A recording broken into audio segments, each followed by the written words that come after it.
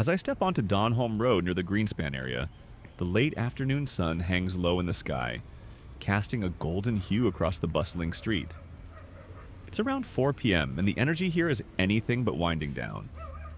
This part of Nairobi, located in the greater Embakasi area, is well known for its densely populated neighborhoods and active streetscapes.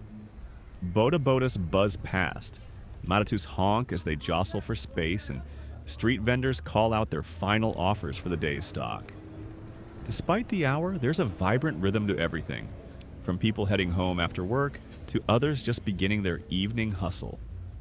GreenSpan, with its nearby shopping complex and commuter traffic, serves as a key point of connection between Donholm and the surrounding estates.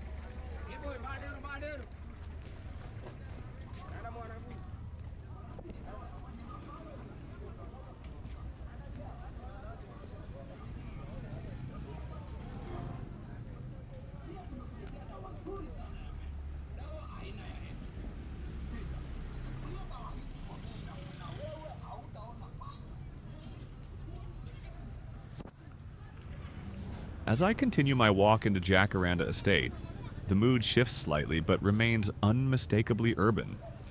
The estate is a mix of aging flats, newer residential buildings, roadside kiosks, and garages spilling out onto the narrow roads. The walkways are uneven, the traffic unregulated, and every few meters there's something new to observe. Young boys playing football in small open spaces, shopkeepers arranging goods for the evening rush, and local eateries preparing their final chapatis and stews before dusk sets in. Despite the infrastructural strain, Jacaranda is a true reflection of Nairobi's working-class resilience. The matatus here are adorned with loud artwork and flashing lights, and pedestrians weave through with an alertness sharpened by experience. The estate pulses with layered sounds, music, conversation, engines, all competing for space and attention.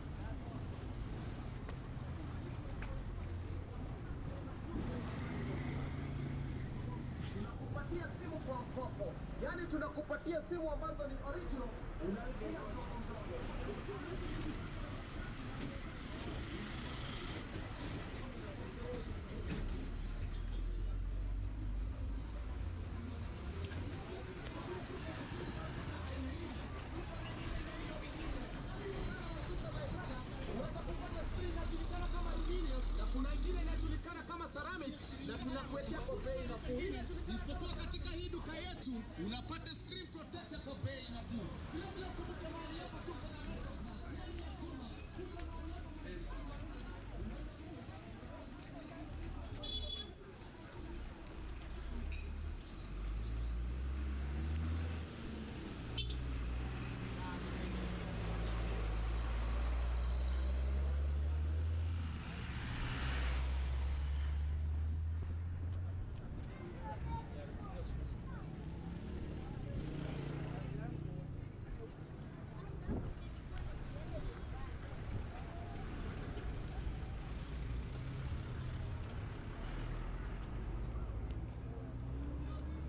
Reaching Jacaranda Grounds, the environment opens up dramatically.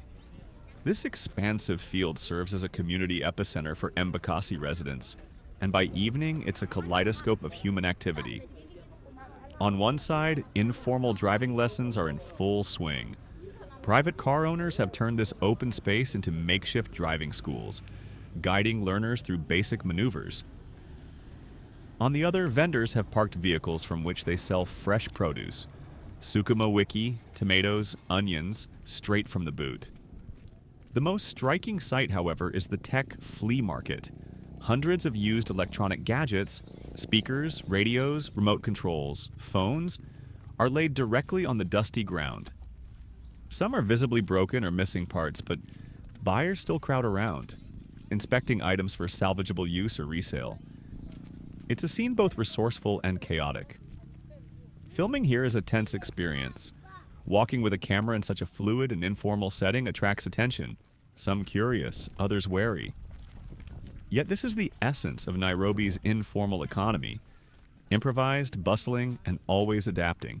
One section of Jacaranda Grounds is dedicated to a rather unique yet familiar urban phenomenon: informal driving lessons. Here, individuals seeking to learn how to drive are guided by private vehicle owners who have carved out a modest business opportunity in the open field. This arrangement is common in many parts of Nairobi, especially where access to formal driving schools may be financially or logistically out of reach.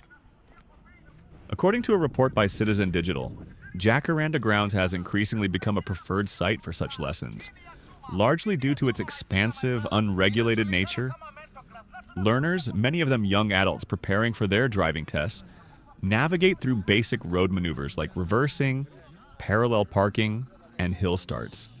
For a small fee, often negotiated informally, trainees get access to both the space and instruction, offering a critical stepping stone before they face the high-pressure experience of Nairobi's actual roads.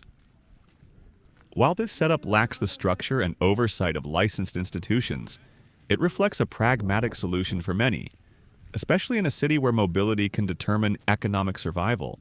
Adjacent to this improvised driving zone is an equally dynamic, though unofficial, marketplace that springs to life every afternoon. Vendors of all kinds arrive in pickups, saloon cars, and on foot, setting up stalls using tarpaulin, crates, or simply the open boots of their vehicles.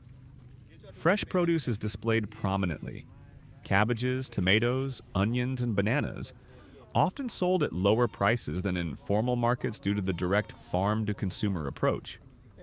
But perhaps more eye-catching is the sprawl of second-hand electronics strewn across blankets and cardboard on the dusty ground. These items range from slightly used mobile phones and home speakers to outdated DVD players and damaged remote controls. Some of the devices clearly no longer function, battered, cracked, or missing parts, but they still attract interested buyers, many of whom are tinkerers, small-scale repairers, or resellers looking for parts. The Corridor Marketplace notes that such open-air tech bazaars are an integral part of Nairobi's informal economy, allowing for the circulation of goods and income in communities that rely on affordable, accessible alternatives to brand-new items.